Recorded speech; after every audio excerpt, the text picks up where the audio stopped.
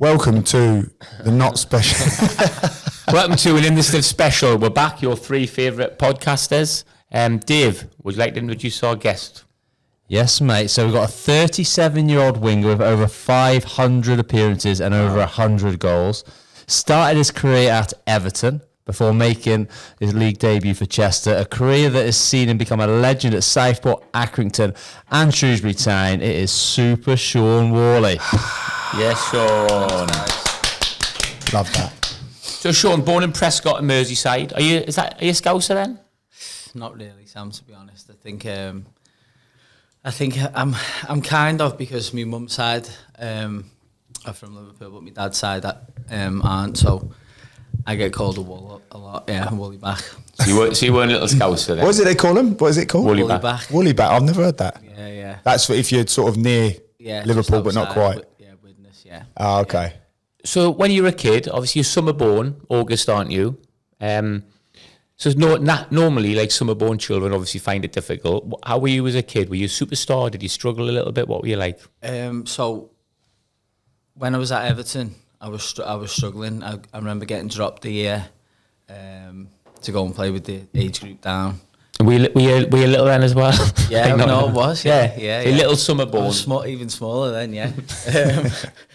But yeah, no, I've obviously read stuff about it as well now, and I'm aware that the summer born in the year struggle, and then they have to fight a lot harder than called survivors. Roy Keane's a summer born, isn't he? So it's like if you're summer born and if you make it, you hang in there, because normally at academies, the most summer born sort of the autumn or spring, and the summer borns it follows the academic year, doesn't it? Yeah. So September the 1st onwards. And it's notoriously have a better chance. Outliers, the book, isn't it? Yeah, Outliers, Malcolm Gladwell. Yeah. And me, to be honest, my dad told me about all that. Maybe when I was younger, I'm not sure, but it gave me a bit more motivation. Yeah. And it helped you playing in a year below then.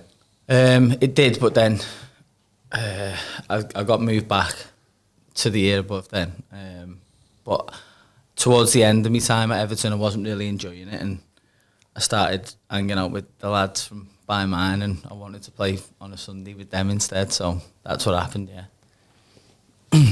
It's a normal little story, that, isn't it? So if you get to an age, so about like 15, 16, where you start to struggle a little bit at Everton, hanging about with your mates a little bit. Yeah, I think I was 14, Sam, and obviously everyone was saying, "Oh no, you should stick it out you're at a good club," and I just wasn't interested in listening to them. I just wanted to go and play with me mates, which is what I did. And well, you've done well to recover then, because like you say, at 14, if you're starting to think more about your mates than football, there's not many that come back from that, is there? Yeah, and I always say, Gav, that I've had loads of luck throughout my career. I've obviously had help with my dad playing, and then assistant manager at Southport and Runcorn and stuff. So I feel like I've always had a way back in when I've probably fell off a little bit, yeah.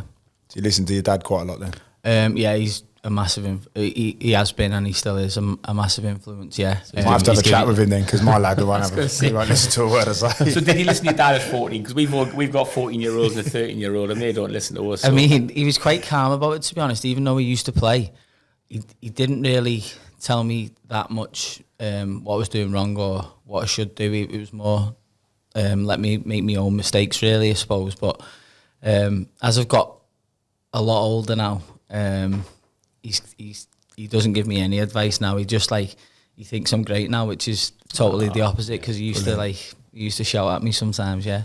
But the olive branch he used to give you to get back in at clubs was massive help at that point. Yeah, 100%, Dave. Yeah, I don't think obviously we're going to talk about my career and the ups and downs and stuff, and I think most people would have probably dropped out of playing totally, to be honest. But you need them little bits of luck, and obviously with knowing people who can give you another shot, really. Yeah. I'm looking forward to this next question. Sam, you've got on your script, did you play for Norwich? Well, hang on a minute. Before, we're quite harsh on ourselves here a little bit in terms of we don't do enough research, but we've gone into real extensive research and I found don't know why out we're that saying we, because basically I'm the only one who ever does any research. You two just turn up and get given a piece of paper. But it's you owning up to that and the Thomas Sorensen one. Is that all rolled into one? It says on Wikipedia you were at Norwich. Obviously that's just not true then. Yeah, no. A few people have asked this question before, and I'm like, I don't know where the Norwich connection has ever Wits come was, from, to be fair, Wits said it could have been Northwich. So we were saying, oh yeah, that could be, but it wasn't even that, was No, it? it wasn't even Norwich. Just random. So, yeah. Wikipedia, gotta love it. So yeah, obviously, from that perspective, you were in non-league for 5 years. No, you moved to Southport, didn't you? So you were at Everton, and then Southport took you. Did you do a? Again, no. Liam Watson was the manager, who's going to come up a lot in this podcast. What a guy, by the way. Yeah, unbelievable. He's been massive throughout my career. Him and me dad were at Southport then. It was only, I think it was like a reserve league what they used to have, Southport, and it was almost like an under-18s, I think. But I was only 16 then. So I played a few games for the Southport reserves, and then I went to Chester the year after and signed a YT there. So you did 2 years of YT at Chester? I did one because we wasn't getting paid. So my dad was like, you should just go non-league and go and get. Why weren't you getting paid then? Was it just a bit of a mess? Was it? Yeah, they'd only just come up from the conference. It's obviously not like it was now, as in the FA and the PFA or whatever. But yeah, no one from the 18s would get paid. So we were basically paying to go in and play, which wasn't great, like really. But I made a couple of appearances for the first team, and that was brilliant. Like, what were they in there in Chester then? They were in League Two then. So you played a few games in League Two at Chester. At what age was that? 17. 17, yeah. I think. Oh no, my debut was in League Two. I come on for about 10 minutes against Cambridge, and then we played Sheffield Wednesday in there. I don't even know what it's called now. The EFL Trophy. Yeah. But it was the LDV Vans, I think then. Yeah. And I remember we played at Hillsborough, and I don't think I touched the ball in about 20 minutes, but we were 1-0 down and we come back and won 2-1 when I come on. So I was like, must have been me, yeah. And where were you playing there? As a centre forward? Striker then, Sam, yeah. Off a target man? Yeah. I mean, most teams were probably like that, wasn't he, back in that time. Ian Rush was the manager though, which was, again, brilliant. Unbelievable. But yeah, it was good there, like I said, but they're not getting paid. So what year was that? That would have been early 2000s.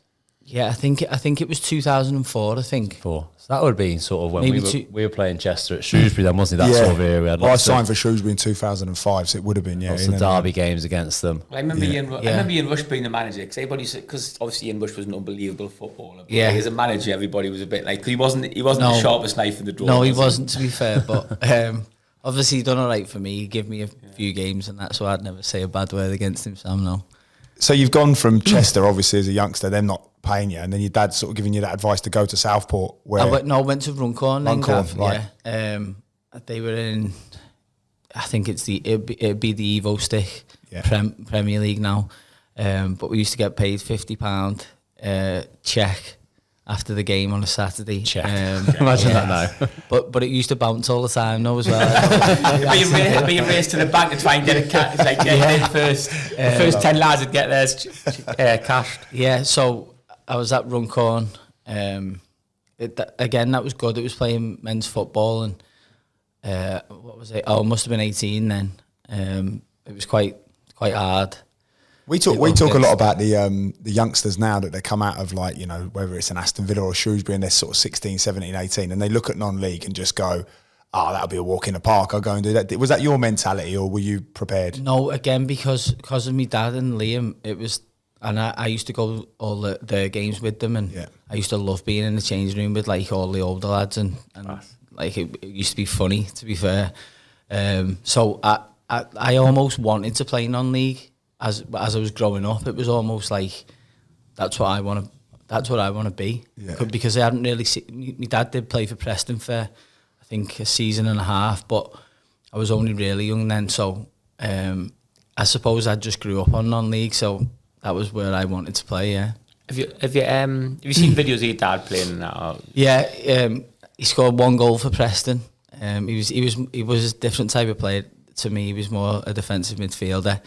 But I've seen quite a few highlights. Does he say you're better than him? Yeah, he does. Yeah, but Not bad. again, I think he's being kind to me. Whereas a lot of people who've seen me dad play are like, were like, he was unbelievable when he played, and I do remember him because he played till he was quite old as well. So I do remember him playing, but he dropped down to centre half then. But he was like a tough tackling player, and obviously, so like he's totally the opposite to what I am. Yeah. So what was your route after Runcorn until you got to Accrington? Was sort of your So I think it was about 3/4 of the way through that season with Runcorn, a team who were up the top of the league, Witten Albion. They wanted to sign me, so then I signed for them. I played a few games towards the end of that season. Then I played maybe 10 games the next season, and then I went on trial to Crewe because the Witten Albion manager knew someone at Crewe. I went on trial there, and they wanted to sign me, but again, Liam spoke to John Coleman, and they come and watch me, and I remember they offered me a contract, but they wanted me to play first team straight away, and whereas Crewe wanted to sign me and then loan me back to Witten. So I felt like it was pretty pointless doing that. I wanted to go and play in the league then. Accrington were League Two. They were league. They'd just gone up the season before, Dave. So I ended up signing for Accrington. Yeah, I did like it at Crewe, and obviously the facilities were much better and stuff. And but I just wanted to play, and I knew I would play straight away. Yeah, and what did you go into Accrington as a striker, winger? I was a left winger then, I think, Dave. Yeah. And how did you find that, like, full-time training, obviously, as well? So the first time really as a experienced player, or not an experienced player, but as an adult, if you like, full-time training. Yeah, I mean, I enjoyed it. It was another reason why I did go to Accrington is because it was a lot like non-league still. Obviously, we're going to positive. Or? Back in the day, the huts, didn't they? Yeah. The changing rooms were like huts, weren't they, at Accrington? Yeah, had a good changing room, and I liked the lads who played there and stuff. I knew a couple of them, so that was a part of me thinking, yeah. And that wasn't the most professional Sean Whalley there's been, I suppose, as a young lad. Exactly, Dave. Yeah, no, that part of my life, obviously, I wanted to have a laugh with the lads more than take it serious. You had a successful time there, though? I done okay. It was inconsistent, I'd say, but that was, again, probably part of growing up and having to make the changes, which I didn't make then.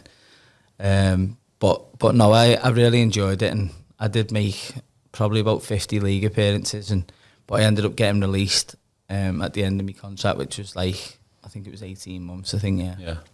And after that, that's when you come to Wrexham? Yeah, so I got released, and then, but I don't know whether you remember, we played Wrexham, I think it was the second to last game of the season, and we won 3-1, and I scored, and I actually done well. So Brian Curry got me number off John Coleman, I think, and then he rang me and said, we want to sign you, and I was like made up. I was thinking, Wrexham. Yeah, exactly. And we were in the conference. I was just got relegated, Sam. Yeah. Was Brian Curry manager then? Was he? Brian Little was the manager. Brian Little was the manager. Brian Kerry was assistant. Yeah. But I remember Shaun coming in. And obviously, like, he's proper, like, you've been 19, weren't you? 19, 20? 21 I was then. 21. Just turned 21. Like, chirpy little scouser when you coming in. Like, we were like brilliant for the changing room, weren't you? Like, brought loads of energy, a right laugh.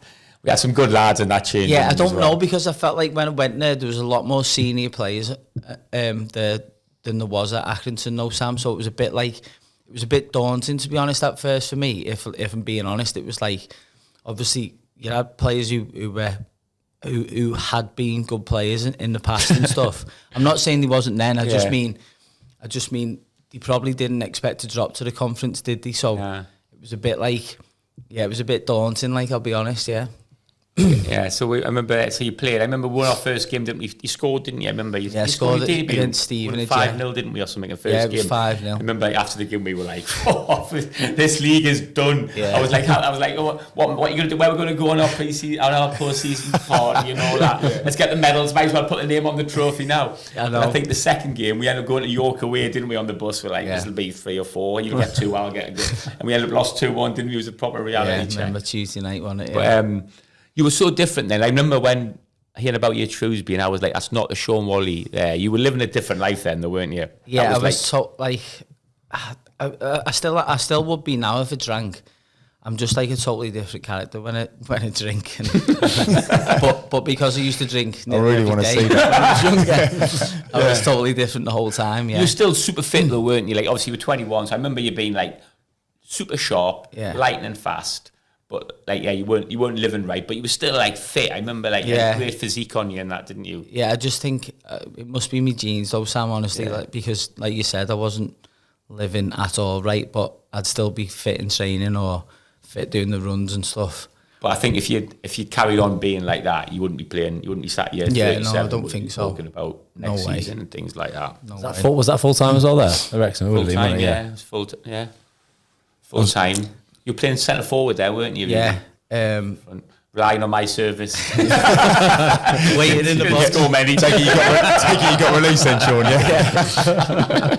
No, it was good, but like you said, Wrexham was that big of a club then for me because it was a lot bigger than Accrington. Yeah, a lot bigger. No disrespect to Accrington, but at the time it was a far bigger club, and so it was almost that was a proper move.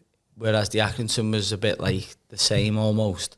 Like I said about the non-league, it was a little bit still like that because they'd just been promoted. So you're a bit underwhelmed when you went to Accrington then, a little bit, expecting more? No, I could just settle in a lot easier. Whereas, like I said, at Wrexham, I just felt a bit like, I don't know, it was just, like I said, a lot more established. Senior players who we heard of and stuff, and senior pros. Exactly, we were like, a lot of like late 20s, 30s and that, wasn't it? It was, Sam, Whereas at Accrington, it was a lot of young lads still there, and obviously lads from Liverpool as well. So I could get on with them straight away. Yeah, whereas obviously you didn't probably know how to take me, and sometimes I didn't know how to take you, if you know what I mean. But who were the bigger names? Got on great though, Sam. I remember that straight away. Yeah, who were the bigger names? Because we had similar interests outside of football. Yeah, it must have been, yeah. I say, who were the bigger names then at Wrexham at that point? Oh, my Is it the year they got relegated? They'd just been relegated. Just been relegated. Who was in that team? They had Steve Evans, Big Evo centre off, Steve Evans, Michael Proctor. Yeah, Michael Proctor centre forward with Sunderland. To be fair, quite a few had gone, hadn't they? And then they had signed quite a few more players. Steve Evans centre off on you. Obviously, Evo, he was some lad, wasn't he? Yeah, he was brilliant. Yeah. Steve Evans, obviously, like he used to go away with Wales, didn't he? He was playing for Wales at the time. I was like, what is Ryan Giggs making of you when you're doing a rondo, when you're doing a keep ball session? What is Giggsy looking over at Evo, thinking like he can't trap a bag of cement, Evo? Like he's trying to fight people in training and that. Like what's Ryan Giggs making of you? The same with Dave, wasn't it, when he went to Wales? They were like, what on earth is this here? What are we dealing with? Oh, I thought you meant Dave was saying that about Steve. Yeah. So obviously Wrexham, how did that come to an end then? How long were you there? So I done all right when I first went there. Scored a few goals, but then Brian Little got the sack because I think we were like mid-table, wasn't we? Probably. We had to go up, didn't they? Wrexham. It was like we expected to be top, didn't we? Yeah, of course. And they were like 10. We were like 10 or something, weren't we? So then he got the sack. Obviously, he was there the season before as well. When he said he got relegated with them the previous season. So and then Dean Saunders come in then. And to be fair, I got on great with him, but again, it was my fault. I remember I didn't turn up. I think I was supposed to be playing on a Saturday, and then I'd gone out the Thursday night and just not turned up for training on the Friday.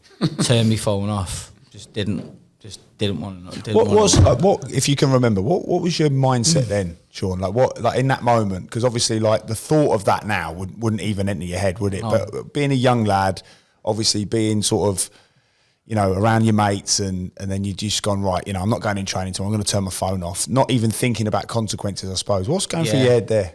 I think it was more of a case of once I started, then I just couldn't stop. Like, so if I chose to go out with my mates, then I was done then for a couple of days. I just didn't care. Basically, Gav, I had no responsibilities. I used to live with my mum.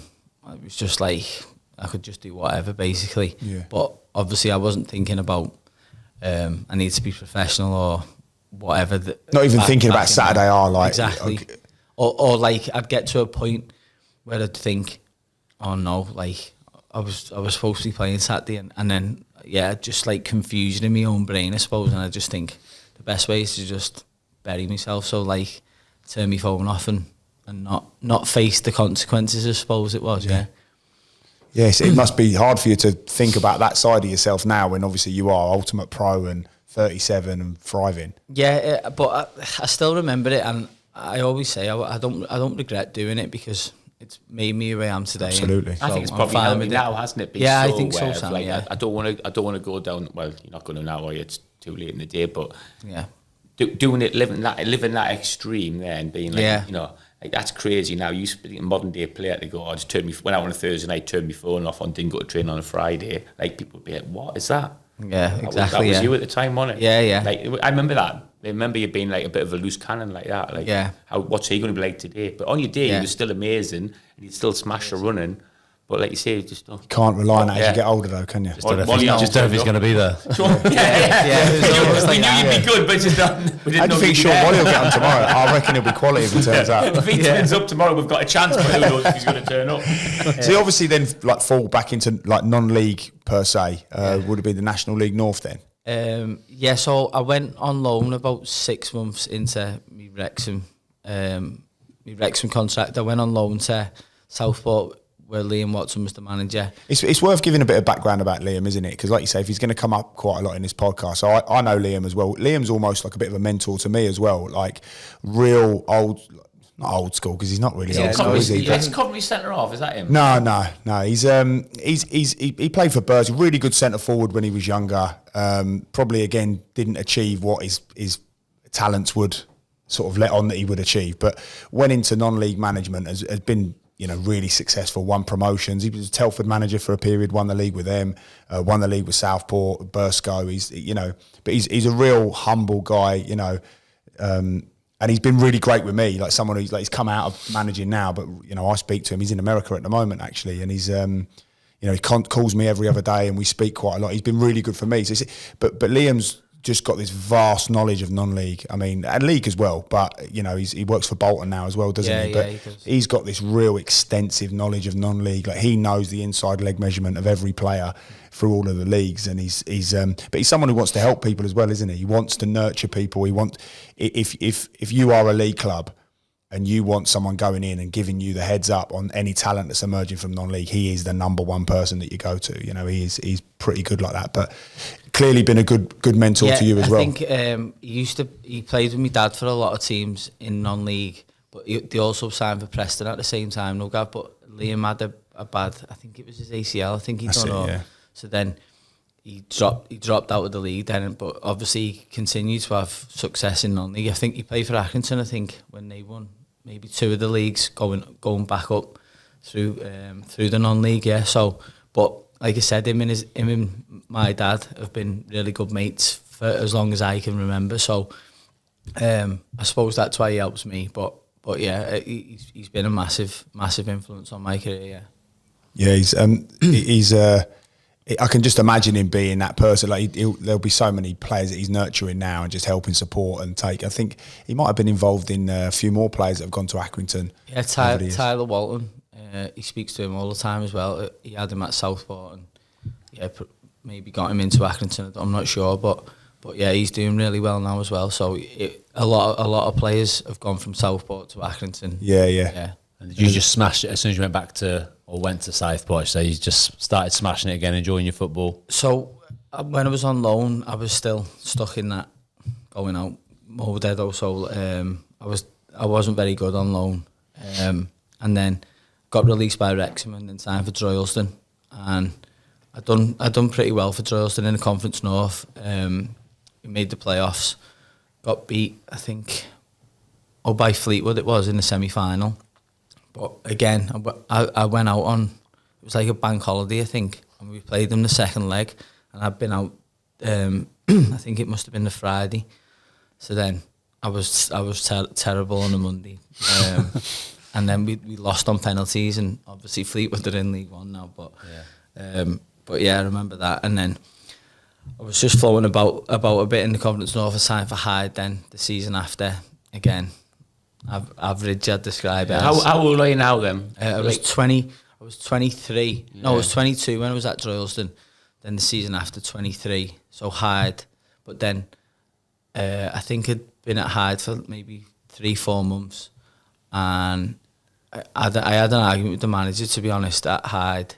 It wasn't anything major, but then Liam Watson was Southport manager, but he tried to sign me in the summer after I was at Droylsden. But the Droylsden manager wouldn't let me go. He said that I had an option in my contract, which I told him at the time that I didn't want one. But again, at non-league at that time, it was a bit like just make whatever contracts up they want. So then I ended up going to Hyde, but Liam signed me. They were in the conference by then, so he ended up signing me after I basically got released by Hyde, if I'm being honest. And then I ended up going up the league to the conference, and then that's when I started to do well. Yeah. And did that coincide with you living life a little bit better? Because you're early 20s, you're still not living right, but getting the mid 20s now. Yeah, was there I stopped going out on a Friday. Might help. I've been trying a little bit. I stopped it on a Friday. Yeah, that was the only bit, probably, Sam. But no, yeah, I think well, we're all laughing, but I think that is actually true. Like I just stopped going out on a Friday, but I'd be out on a Saturday after the game, Sunday. But yeah, it was like I loved the lads there, and we had a couple of good teams, to be fair. Yeah. And then was Luton. Yeah, the so next then step. I think he had 2.5 seasons at Southport. Yeah. And then I think Liam spoke to John Still, who was at Luton, and he'd come and watch me a couple of times, and then they ended up signing me and another lad from Southport. And this is a big move now, isn't it? You said Yeah. where the Wrexham, this is your first probably big move. Yeah, where you're Luton going. were only in the Still- conference oh, still. Luton Yeah, still in yeah. non-league, weren't But they? it's still Yeah. big team, club, aren't they? yeah. But even more so living away from home as well. Yeah, I was Did you going go to and say live in that. Luton? I lived in Hitchin, so it's about half an hour away from Luton, but probably nicer. Yeah, Luton's not Nice, there. nice Luton, isn't it? Yeah. I'm thinking about booking a holiday there for the summer. So yeah, it was. I think that was it. It was moving away from home, and I probably didn't like that, if I'm being honest. But Who did you live with? I live with me ex-wife now and my little boy. Well, my little boy was born a year after I'd signed, so I moved down with me ex-wife. Yeah. Did that help you? Do you think, like, do the right thing off the pitch a little bit? No? Jude. Like, in being Yeah. Luton?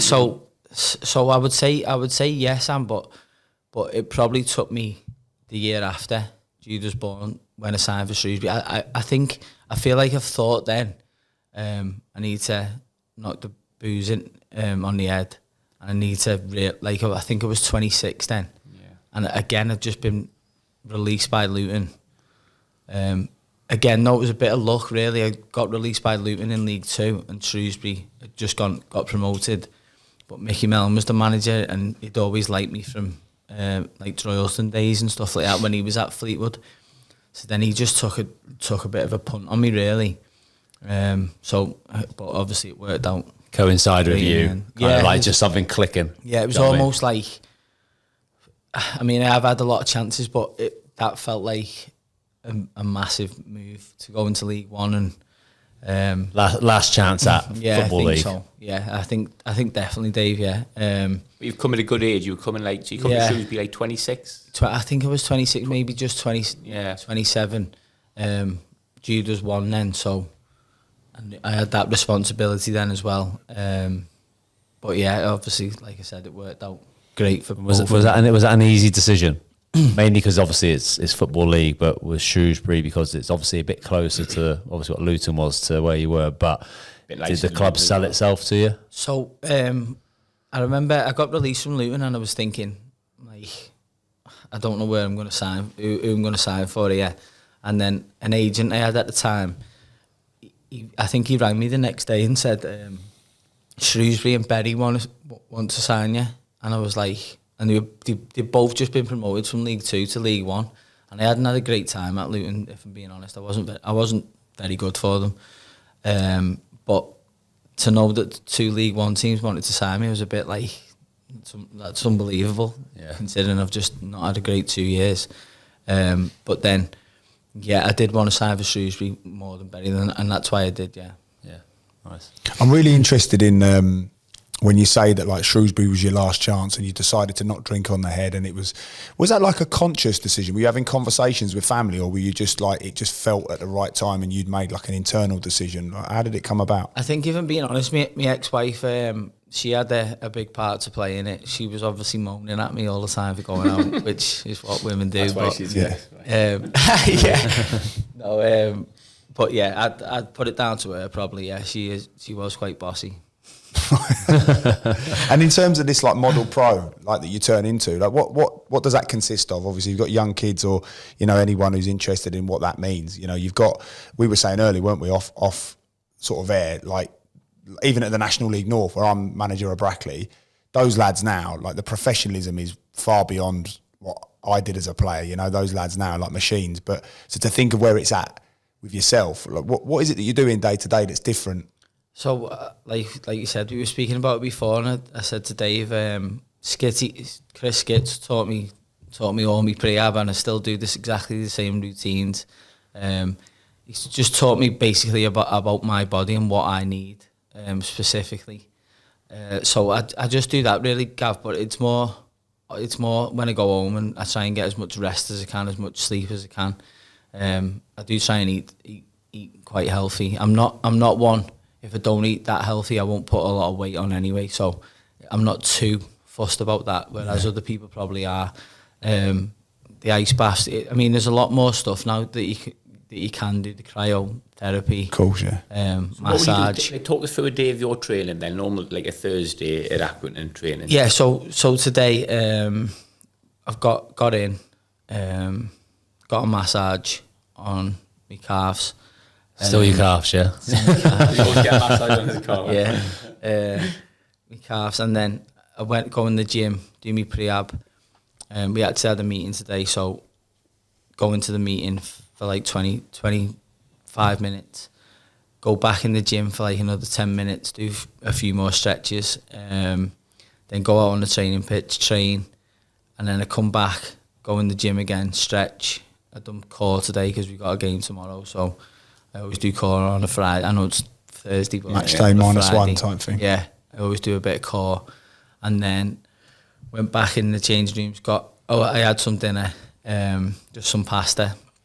Then I got another massage on me. What did I get? My quads and groins, and then washed my boots, got an ice bath, got a shower, and then come here. Yeah, so but again, I just feel like if you have them routines, you can just do them easy. Whereas it does sound like a lot, but that's just normal for me now. What will you do tonight then with the game tomorrow? So I think there's a game. I think Bradford. Yeah. Nottingham. You'll watch a bit of football, put your feet up. Yeah, I might watch that. Yeah, or darts Thursday though, isn't it? Darts is on. Oh, I might watch the darts. But yeah, I won't do anything tonight. Yeah. And you try and get a good sleep, like what? 10 hours sleep. Yeah, I'll probably start falling asleep about 8 o'clock nowadays. Yeah, and like I said, because Jude's away. But normally my ex-wife will have Jude from 6 o'clock on the day before a game, so I can have that time then. Yeah.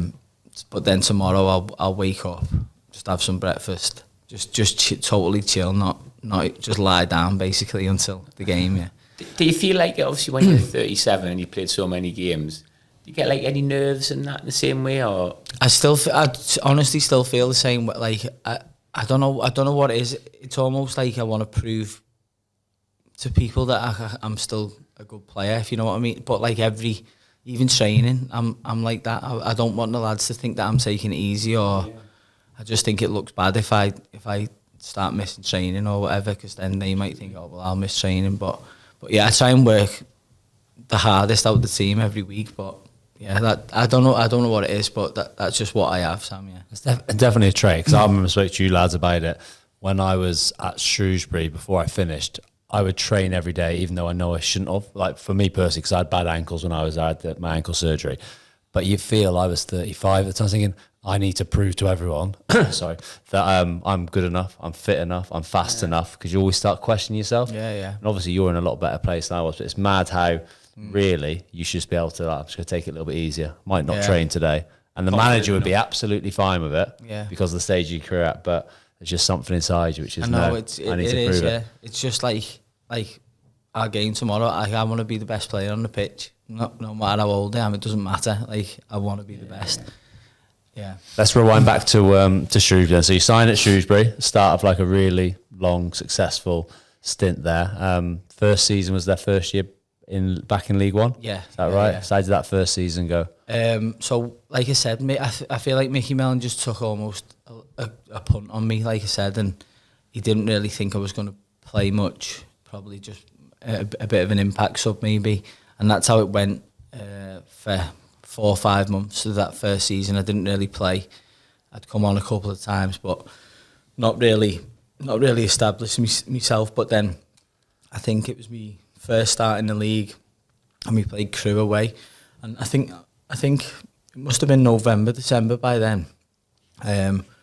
But I'd played all right in the game, and it was 1-1, and I ended up scoring a last-minute winner, and I think the fans almost took to me then. It was like straight away. It was like, I suppose as well, like Sam was saying before, because I'm that type of player where I'll dribble past and do the unexpected. I suppose fans like that. But yeah, it took me almost 6 months to get in the team properly, but then I had a good run then, yeah. And so that was the first season. When did Mickey Mellon leave? Because Paul Hurst came in after Mickey Mellon, didn't they? Yeah. So was it the following season where we had a bad start? Yeah, it was. So I had a full season under Mickey Mellon. We struggled. We did obviously stayed up, but we were down the bottom nearly all season. And then we started off the next season not too good as well. I think we were bottom of the league actually by quite a bit. But then Paul Hurst come in. But Paul Hurst had tried to sign me for Grimsby when I was at Southport, so I knew that he liked me. So I was almost glad that he was coming in, because I thought he likes playing with wingers. I'm gonna get a good goal here, and obviously that's how it turned out. Yeah. And what changed then? Obviously Paul Hurst came in, and the first season we were pretty much dead and buried before he came in, weren't we? Yeah. So bottom of the league. I say we, I wasn't there, but you're bottom of the league. But then obviously it just changed drastically, and then that momentum carried on. So what was like the quick wins you got straight from the start? I just think our squad was so disjointed the first bit of the season, and I think he said it himself. I've seen him say it about, it felt like a fight was going to go off every training session, and like why is that? I'm not sure, because I get on with most people anyway, Sam. So I didn't think anyone was like a bad apple or whatever. It was just like different characters. Yeah, it was just a lot of different characters, I suppose. Yeah, and but then he obviously changed the 4-4-2, and he brought a few good loan players in that January window, and I think it was Tyler Roberts, Freddie Ladapo. Yeah, some good players. Ryan Yates, he didn't really play much, but like he's the boy at Forest, Forest captain. Yeah. So Tyler Roberts has done really well. He's at North. Is he gone down? Yeah, he's at Northampton, which surprises me, because he's like a Championship / Premier League. I mean, I thought I think he was only 18 when he signed. From West Brom. Yeah, I think it was on loan. Yeah, but he was unbelievable. Yeah. He was so good. But yeah, he had a solid. If we were winning, he'd bring another centre half on, and we'd go 5-4-1 and just be solid. We were a lot more organised, I suppose. Yeah. And then obviously the following season then was the really successful one. Yeah.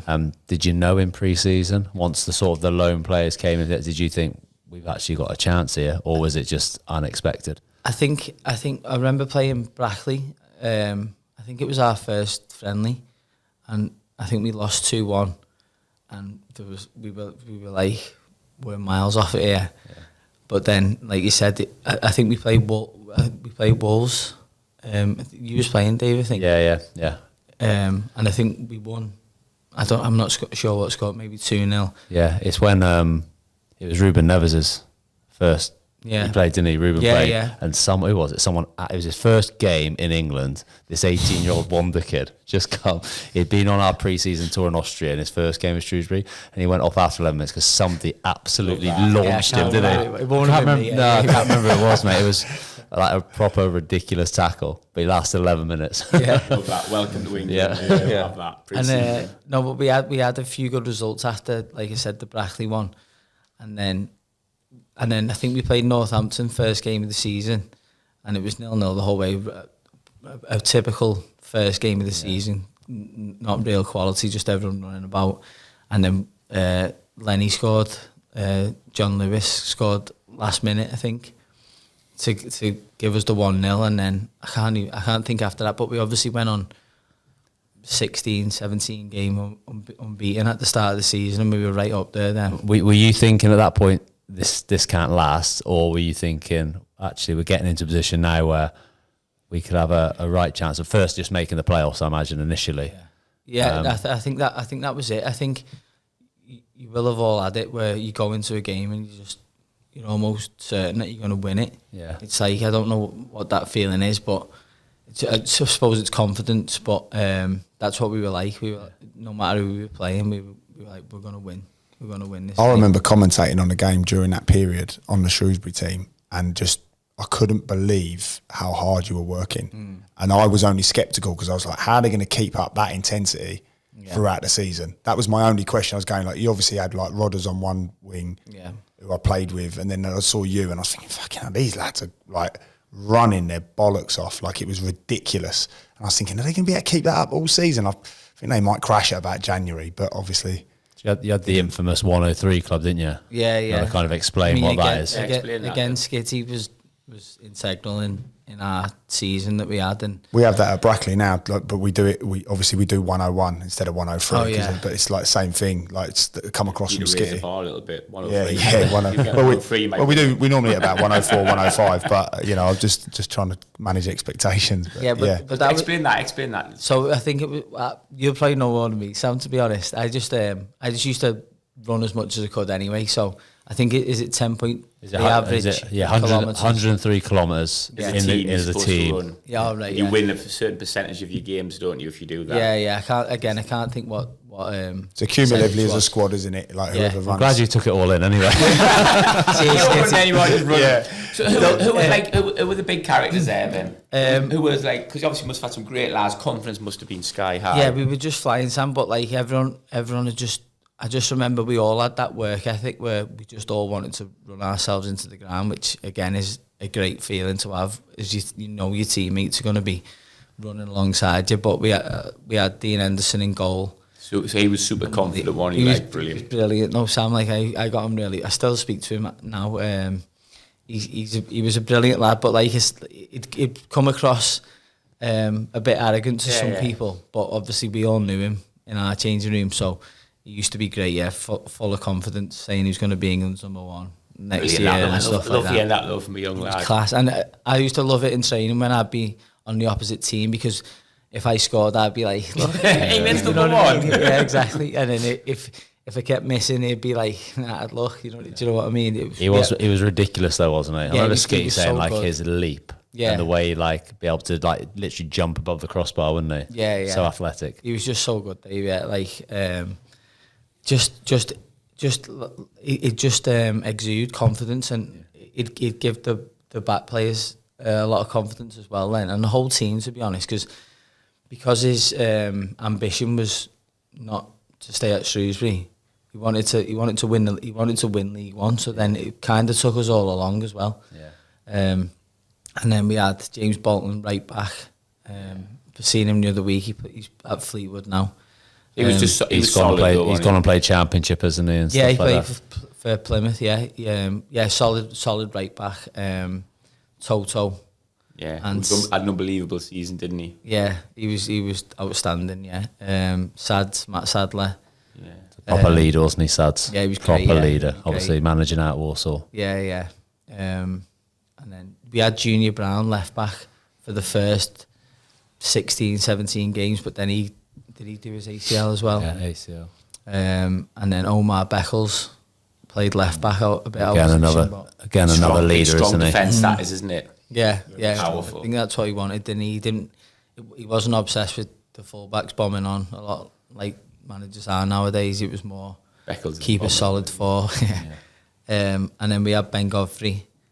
Huge, wasn't he, that defensive season? Midfield. Yeah, he was unbelievable, so powerful, and it might have been him who smashed Neves. Yeah. He was an animal, Ben. I think again he was only 18, 19, but he was an animal. Yeah. Then we had John Nolan, who was our player of the season. He was outstanding. Just gives you something different, doesn't he? Yeah, and me and him just had this, like we'd never played together before, but then he come in the first day of pre-season and we were doing a possession. It was like me and him were just passing to each other, but I don't know what it was. It was He's just Scouser though as well. yeah, he is from back like close to mine. So you all stick together though, don't you? I know, but it wasn't that though, Sam. It was just like I don't know. I'd always be able to find him if I was on the ball, and I suppose vice versa. But then that carried on throughout the whole season. Then A go-go? Was he in there? Again, a leader, like you said, and an athlete, and he'd get about the pitch, and it might have been him because he used to love a tackle as well. And then we had Carlton Morris or Steph Payne up front, and then me and Rodders either side. Yeah, so like I said, we had a load of energy, but just lads who wanted to win, and a lot of ambition in there. Yeah. A bit of quality though, innit? Like again, as we talk about all the time, lack of magic in the current Shrewsbury team. You got like you on the wing, haven't you? Do something. You got Nolan. You got chances of creating chances, haven't you? I always think when you're a club like Shrewsbury, you build your kind of your base. So your League One players who are in within that budget, and you've got good lads who are good players.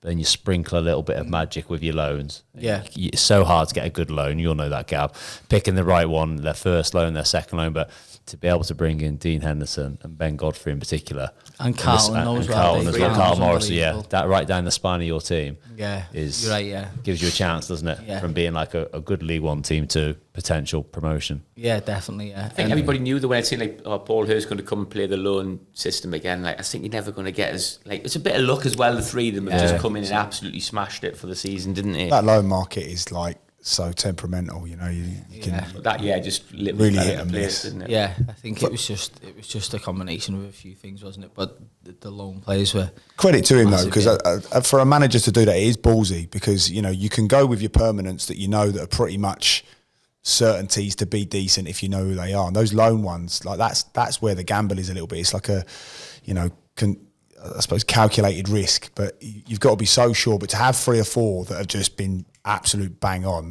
so he deserves a lot of credit for that as well. And the beauty with probably, I would say he's not the main one because they're all amazing, but Ben Godfrey, he had played men's football, he'd been at York, hadn't he? Yeah. So he had played at York in non-league, got his move to Norwich, is that right? And then came on loan from Norwich. Yeah.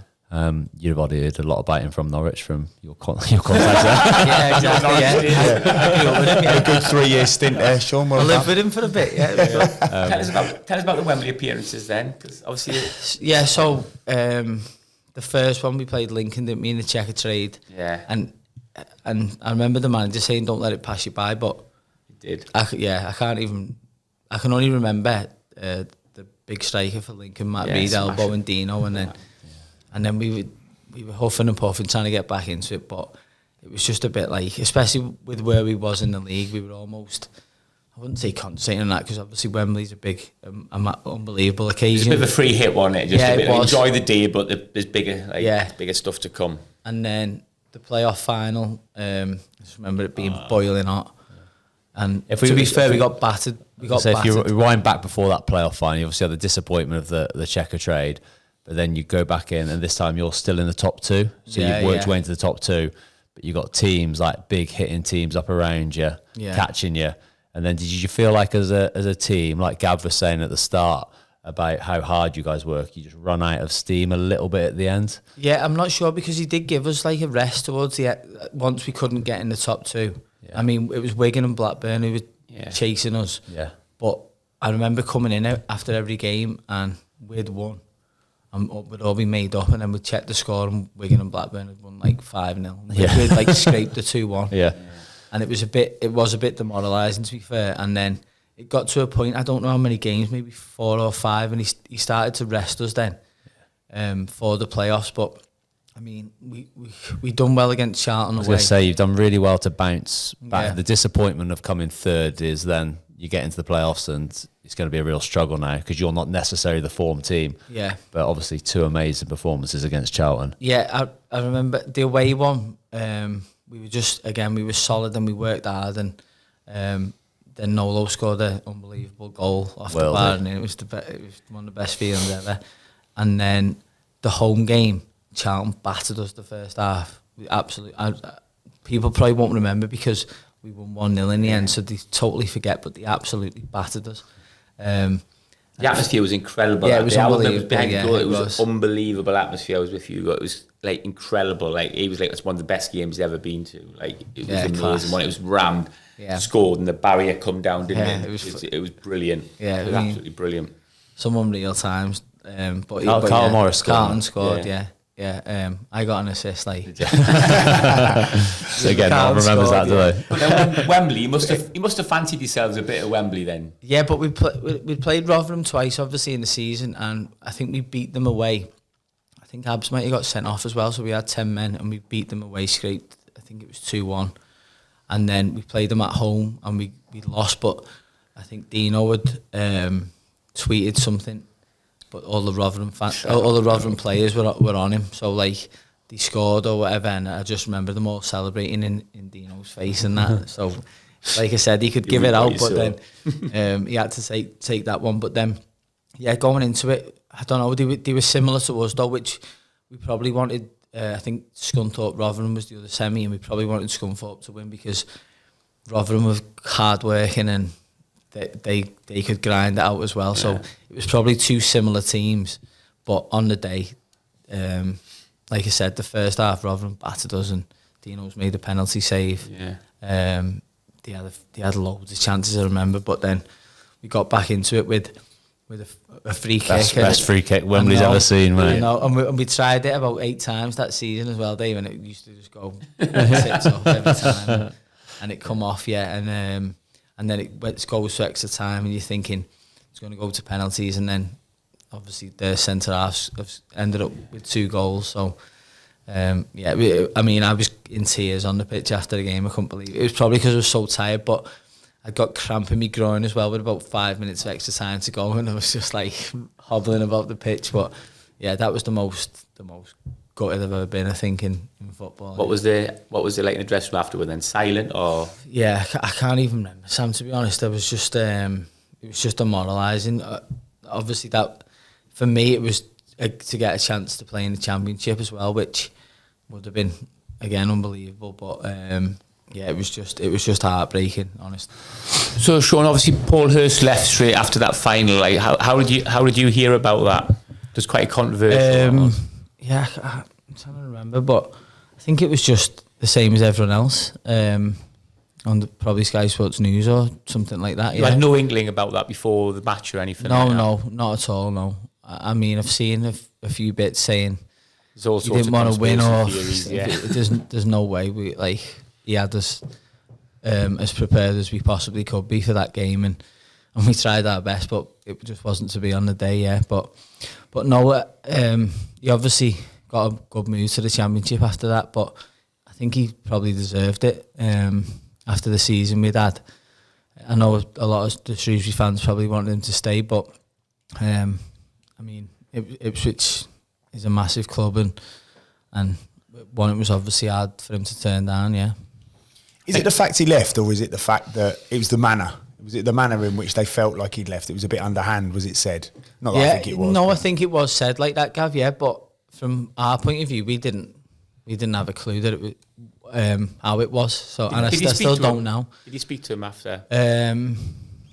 Possibly messaged him and said good luck, maybe. I'm not sure, Sam. Yeah. But didn't really good luck, but I don't really mean it. Good luck. Yeah. Was it ever on your mind in terms of, obviously you've just had a really good season, like you just said, you were desperate to test yourself in the Championship. Did anything ever kind of come up for yourself personally? Because obviously you're off the back of a brilliant season. Yeah. So I think I wasn't up that summer. I had another year left, and then it was the year after. Fleetwood wanted to sign me. Joey Barton was the manager, but to be fair, they would have paid me more money than what Shrewsbury were going to pay me. But obviously, everyone does that. But I just felt like the way I am as a person and the I suppose support that I'd received off the fans, I just felt like that was my club, and I wanted to stay in it. I ended up I did obviously stay in. I signed a new contract and stuff, but I'm glad I made that decision now than to move. So Fleetwood were only in League One as well, but you built a real allegiance with Shrewsbury fans, haven't you? When you're at a club for a long period of time. Yeah, and like you said before, I have been at clubs quite a long time. I've been at Southport probably 4 years in total. Then Shrewsbury for 7 years. Now Accrington, this is the end of my 3rd year now. So I do like staying. I like feeling wanted, I suppose, as I am as a person. Yeah, but I definitely felt that at Shrewsbury, and that is why a couple of times I could have moved, but I would always want to stay. Was it hard for you then after that season that you saw the club sort of slide a little bit? Obviously, there was a manager who came in straight away after John that. Askey. John Askey came in, didn't work out. Sam Ricketts came in, didn't really work out over the long term. And then obviously Steve Cottrell came in.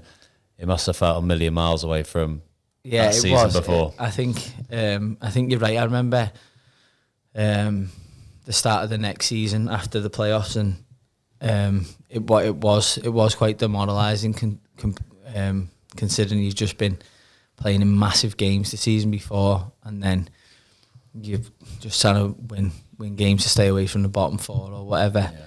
Did you know pre-season that it was going to be harder? Like you must have seen your team and gone, right, our team's nowhere near what it was last season. Like we're going to struggle. Yeah, definitely. I think you always, well, I do anyway. I always go into a season full of optimism, and you think, we can do this again. But I think you quickly find out that you can't. Obviously, I go through the players that left that summer. Then it's obviously the loan players, but then it wasn't just Toto and Nolo signed for Ipswich with Paul Hurst. How come Paul Hurst didn't take you to Ipswich then? We're not fuming about that. No. More fuming about Nolo going, I bet. Probably, His car school had been ripped apart. So the gaffer's gone, obliterated my car school. I'm travelling by myself. What's happened? No, but those are the two I can remember. Obviously, obviously then Dean Henderson, Ben Godfrey, Carl Morris, loans. So I think Rodgers went to Bristol Rovers. I think he did. That season. Obliterated the starting 11. This is what people don't see as well, isn't it? Even though you've got a year left on your contract, when a manager leaves, the uncertainty's like rampant, isn't it? Because who's going to come in? Is he going to play with wingers? Is he going to fancy me? Is it an ex-manager that I didn't get on with? People don't realise, even though you've got that supposed security of 12 months, you want to be playing football for 12 months. At that moment in time, like, I hope I'm not speaking out to him, you'd been better not having 12 months on your contract, because if you're out of contract coming to the end of that season, there's undoubtedly you're going to get offers on the table. I suppose it would have been, but I like to not think about that. I can't believe you didn't. What could have been? I can't believe you didn't ring Paul Hurst and go, are you joking? Yeah, Knowles. I travelled down with Knowles. I think to be fair as well, I think I was 31 that summer, so I was probably getting a bit too old even then. I know I'm still playing now, but I mean to I think it's profile to the championship teams are going to look, maybe not looking at a 31-year-old winger. Yeah, I think so, Sam. Maybe anyway. So after that, so you left Shrewsbury. When did you leave Shrewsbury? You had 2 more years after that? Yeah, I'm not sure. What was that then? Askey, Ricketts. Then me and you got released together, didn't we? Yeah, we did. Yeah. You released at the same time. Yeah, still get the old lads out. Get the old boys out. No, but I think it was a case of that. To be fair, I mean, I've spoke to a couple of people since.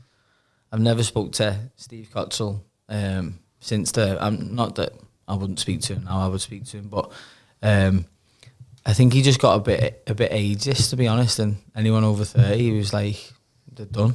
Yeah. Whereas I didn't think it was, but you proved that, yeah. Yeah, and again, a bit of me is like, I want to prove him wrong. They've proved him right, but you proved him wrong. But obviously you're a bit of a victim to the system. I know you're playing at Accrington now in a 3-5-2, but Steve Cottrell come in 3-5-2, and probably you were playing in different positions. You play at wing back, you play as a 10, you play up front. Yeah. You kind of just never really had a proper fit, did you? No, and I feel like, I don't know what changed, but when he first come in, he seemed to like really love me, but then I don't know, he just fell out of love with me pretty quickly, and then obviously I had a bad injury in my last season, which doesn't really sit that well with me, as in I didn't really get treated properly as what I should have been.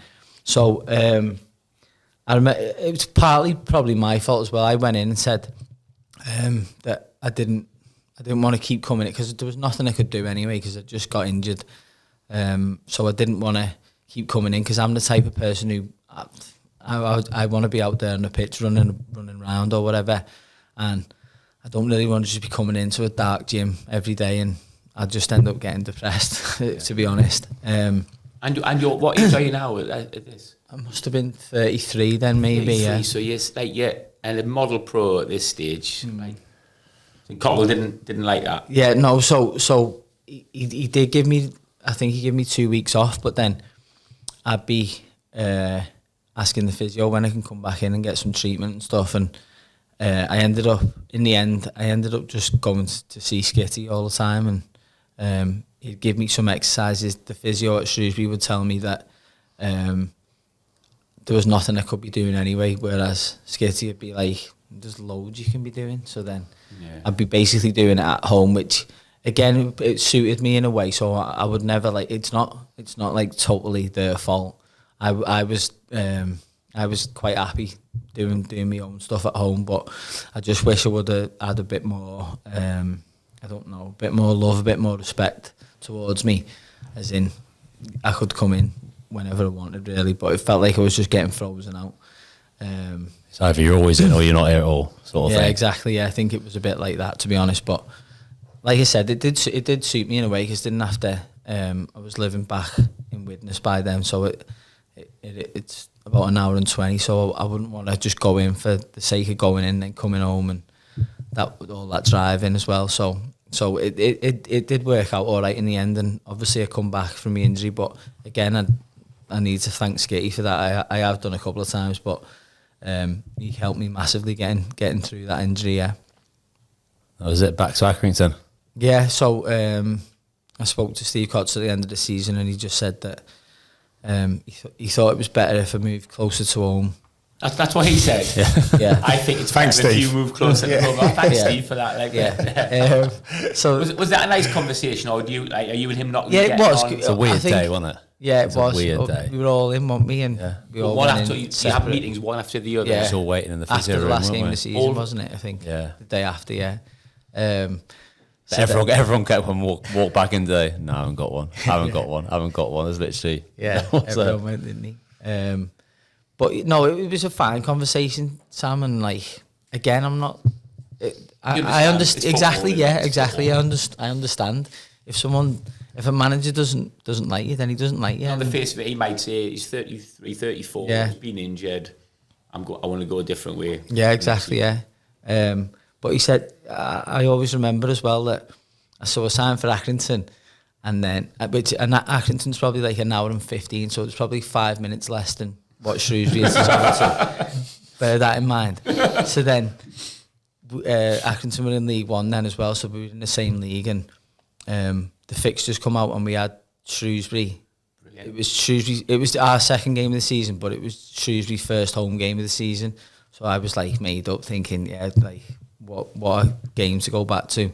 And then I remember in the press that week he said, I'm glad he's moved far closer to home now, and I was thinking, not what my map says. Yeah, He's took my advice. Yeah, but no. Did he play well when he come back? What did he win? We won both games 1-0. Yeah, I hit the bar. Did he say anything? I didn't speak to him, to be honest. Not out of spite or anything. Yes, I just have that. I wonder. I always say this, and the lads were saying, "Oh, you should go over and celebrate if you score and that." And it's not. I wouldn't have celebrated if I scored, but I think he hit the bar or the post in the second game at our place. But yeah, it would have been nice to. I was made up that we won. Obviously, it was against Shrewsbury, but I played to Accrington then, and I wanted to win. Yeah, and he got a brilliant reception from the Shrewsbury fans. Yeah, it was class. Love that. I think even before the game, I think they were singing my name and stuff, and then I got subbed off about 70 odd minutes, and they give me a round of applause, which is brilliant. Yeah. Nice. Bigger round of applause than what Steve Cotterill would get. Good effort. So obviously, as an experienced player now, you got a lot of young lads. What do you pass on advice to these youngsters? Yeah, I mean, since I signed for Accrington, Sam, I've almost taken that role on as in. I wasn't really like that at Shrewsbury Day, was I? It was more about myself. I definitely wasn't like it then, but it was more about myself really. I would speak to Ryan Barney. Yeah. There was lads who definitely, because Barney came on the podcast and he spoke about you in that way. Yeah. How he used to kind of look up to you and get advice off you. Yeah, see, that's good. But you're probably doing it, and I know I wouldn't have even thought then. Yeah, whereas now I do go out my way to try and teach them, I suppose. But the lads are quite receptive as well. Yeah. I feel like at Accrington, so I just want to make them better as well.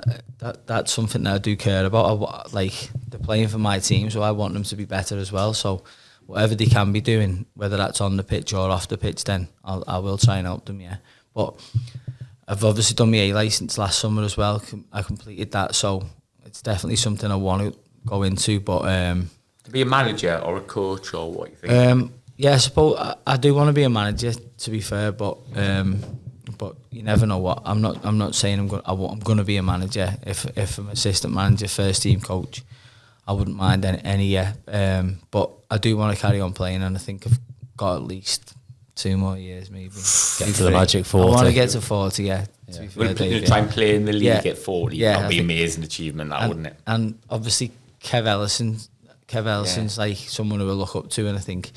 Like he's done it, so that's something I'm going to try and do. Yeah. But to have done that much of your coaching badges whilst you're still playing shows where your thought process is moving forward as well. Because it's not easy, it's Gav doing the A licence while you're still playing. I was literally about to say, like, when you talk about achievements, playing to that A, but to getting your A licence done whilst you're playing as well. And like people all think as a footballer, oh yeah, but you've got all this free time. It just doesn't work like that. You've already done a day in the life of Shan Whalley. You know what I mean? It's one of them where it doesn't work like that at all. It's a long drawn out process. There's a lot of detail to it. They don't just give them out like confetti. It's unbelievable achievement that. And again, like you say, that first step now, being in the changing room, being around the lads, absorbing all of those things that you've learned over the years from managers and coaches and people growing up and Liam Watson, and it'll stand you in good stead. But you're in a great place now. Great place. Would you like to do it kind of combined with playing, to actually maybe be a player coach and kind of go through it that way, because you've got your badges ready to go? So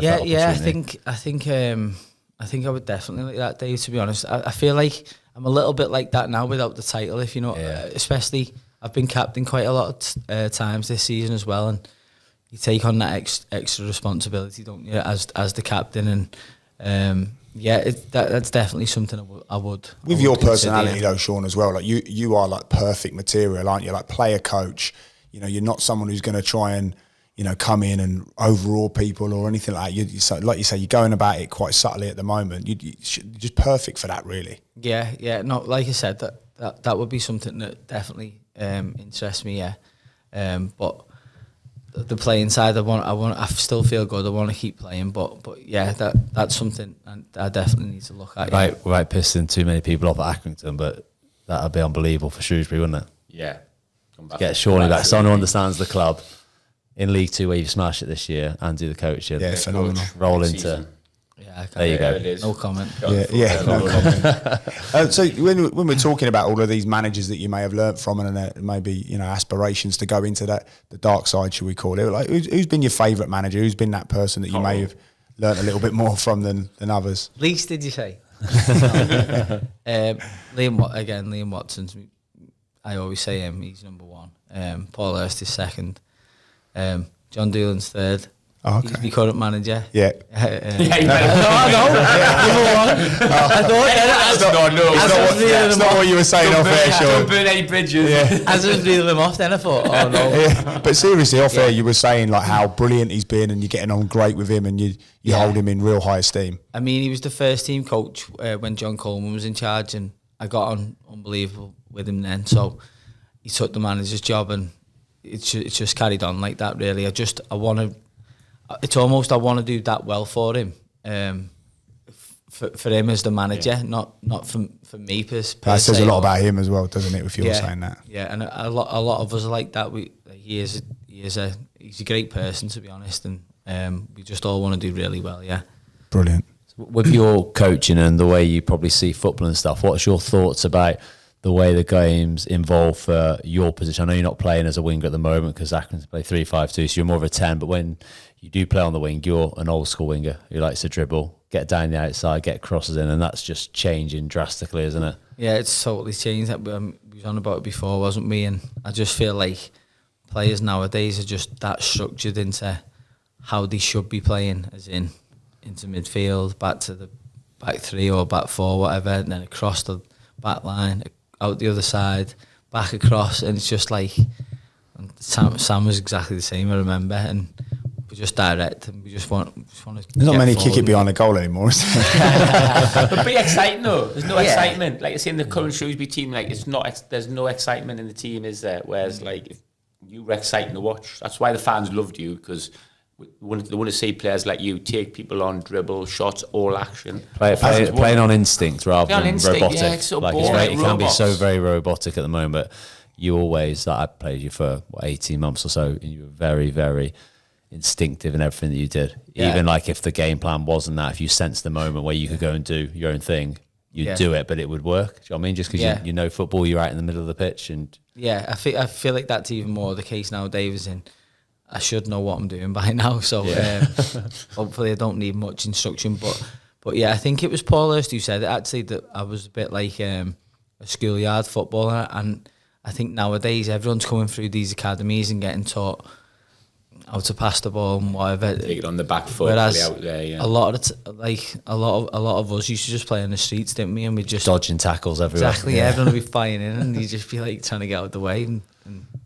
just shooting from anywhere. And one thing I remember about you, Shaun, as well, is playing against you, but the appreciation you have from a defender when you get the ball and just like I had it with Sam, where you just drive into that corner and you just get at someone and get your team up the pitch as a defender. That's like, what a feeling. Yeah, obviously you give it away, then you're probably getting expletives thrown at you. But yeah, I remember, like you say, that's something that's gone from wingers now. You know, it's a reward, isn't it? Like, just get a chance to get 1-on-1. Do not pass up a 1-on-1. Yeah. We talk about in our Brackley, we talk about calculated risks. We're like, if you're in the final third and you drive at that defender, or even in that half, the attacking half, you drive at that defender, the worst case scenario, he's going to take the ball off you, but he's 50, 60 yards from 70 yards from goal. But you're probably going to win a throw in. You're probably going to win a goal kick, a corner. You're probably going to win a free kick. You're probably going to, drive into an area where someone else is going to have to be pulled out to go and support, and then you can play back around. Like you say, it's like just be direct, and be courageous and get at the fullback. Even away from the dribbling, like you've scored a lot of worldies, haven't you? Which you would say is not something you're necessarily known for, but just because you think, I'll have a shot from here. Yeah, it's opened up. Whereas a lot of people be like, I'll just make a pass. I chipped. Honestly though, I come off or even just after it, and I thought, why have I just done that? Yeah. I remember speaking to Liam, actually. I spoke to Liam after the game, and I was like, do you know what? Like, I don't know why. Like, I've never done it in training. I've never just tried to chip the keeper from there. It was just, but he said that's just because you're like an instinctive player and you just do whatever you think. I've had that. I didn't even think. That's what fans want to see. Because usually your first thought is your best thought, isn't it, in football? Yeah. And like the amount of times I've got the ball and I've been 30 yards out and I thought I can have a shot here, but then I'm like, nah, it'll go over, I'll pass it. And then you just keep it moving. But I imagine whatever comes into your mind first, you do. And that's usually the right thing. But Dave, I played last week and I felt like I had a million things going through my head last week, and I wasn't very good, to be honest. And I went clean through one-on-one with the keeper, and he had that much stuff going through my head. I ended up trying to take him on, and he got down and saved it. And it was just like I just need to do that a lot more still, even now. Like you it's said, harder when you got more instincts. time, though, isn't it? Yeah, it is. Yeah, that was. I think Odie made a bit of a mistake. Crew did. They were trying to play out, and he made the mistake. And then I knew the keeper was away from his goal. But then by the time I chipped it, he was back in his goal. Yeah. So it was like. But yeah, luckily it went in. But yeah, I am an instinctive player. I always have been. Yeah. Cool. It'd be amazing if you are back at Shrewsbury next season, wouldn't it? That would be an incredible, like, last couple of years of your career. But how do you feel about Shrewsbury at the moment then? It's a bit sad to see the demise this season. Yeah, it is. I mean, I made the comment on X today. I just feel like everyone's getting on the chairman's back, and without knowing all of the ins and outs like the fans do, and I totally appreciate that. But I don't think the fans know all the ins and outs, definitely. Yeah. But I get that, but from my point of view, the chairman's always wanted the best for the club, and he does the best he can. And I mean, it's almost a case of everyone wants a takeover, but they don't know who they're going to get to take over. Someone might absolutely hate the club and try and make money off it, or sell all the assets, or you just never know what you're going to get. It's not a case of some, I don't know, Russian tycoon's going to come in and get Shrewsbury to the Premier League. I don't think it should be about that. I don't think football's like that, but it has gone a lot more like that. Premier League, Championship. Everyone's got foreign owners, and I've seen it closely at Reading. So Dai Young came in there, loads of money. Everyone thinks it's going to be amazing, and look at the situation in there now. You've got the chairman, I know for a fact, will be looking at all the potential bidders, and he'll want the persons with the most honest intentions for the football club, not someone who can pump the most money in, because it's not about that, is it? It's about the people who's not someone's going to build another supermarket on the car park, or rip part of the club out. His part is integrity, isn't it? They've obviously been let down in this last takeover. But yeah, it's difficult, because it is difficult, and I'm sure he feels it, because the fans are getting on his back, aren't they? And and I get, obviously, he's put a lot of his own money in, hasn't he? He's still doing it. He's losing money hand over fist. I always think about when I first signed, was it 2005 or whatever? I think people forget, when I signed, I remember coming in for my medical at the ground and being, you're buzzing, aren't you? You're going to sign for a new club. And then I remember getting to the training ground, and I was so underwhelmed from where I come from. And I'd come from Canvey Island. Yeah. And I was so underwhelmed. And then I reckon over like a couple of year period, the club just transformed. And then where you look at it, when I signed for the football club, where it is now, it's all well and good sort of looking at the last few seasons, a couple of, failed takeovers. But when you look at how far the football clubs come, with the new ground and, everything that's thrown into the mix, they forget a little bit about that. I think there's a lot of people who are speaking out now saying about the chairman and, what more can he do, which I think is, I totally agree with. But you think how far the club's actually come and where it is now, he deserves a lot of credit for that. You've obviously played in League Two now for Accrington for a few seasons. How difficult do you think it is for Shrewsbury? Do you know what I mean? Is there a big difference between League One and League Two, or is it as competitive? I don't think the bottom half of League One is that much different to League Two, Dave, to be honest. But obviously the top half is. Look at the clubs in there now, and the clubs who were in there. Like I said, we were competing with Wigan and Blackburn, who were FA Cup winners and Premier League winners.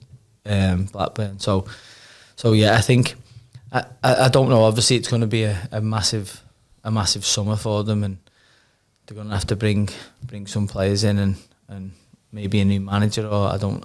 He's recruitment's key, isn't it? Season, and so. It's a big summer, isn't it? Yeah. It's massive. It is massive, Sam. Yeah, because you don't want to go again. Like I think Forest Green did, didn't you? Yeah. Carlisle as well. Yeah, Carlisle possibly. Yeah, possibly. You're still fighting them off, aren't you, at the moment? Yeah, I don't want to say. By the time this comes out, I'm sure we'll know what the situation is. Hopefully, then, yeah. But yeah, I think summer recruitment for Town, a new number 7. Yeah. Through the door. Yeah. Nice. Shaun, I thought you meant me. Well, amazing. Listen, we always finish the podcast off with speaking to our guest and saying that when we do have a guest, and we say about your five-a-side team, about players that you've played with, what your five-a-side team would be. We've had different formations. There's always a goalkeeper, but the formation could be however you want. But we just wondered what your five-a-side team would be in terms of players that you've played with. Okay, so goalkeeper, obviously. Dean Anderson, yeah.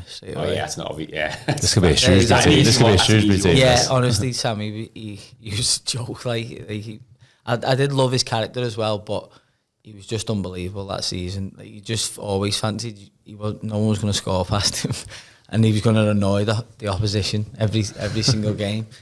Yeah, so 4 outfielders. Yeah, right? Yeah. However you want it. However you want it. Probably go 1-2-1. I think. It's the normal way, isn't it, Sam? Yeah, Gav went 4 at the back, didn't he? I didn't. I put Sads in there, centre half. Captain. Yeah. Matt Sadler. Like Dave said, yeah. He was a leader. He wasn't the most vocal, as in shouting at people, what I remember, but you felt like he was on your side, if you know what I mean.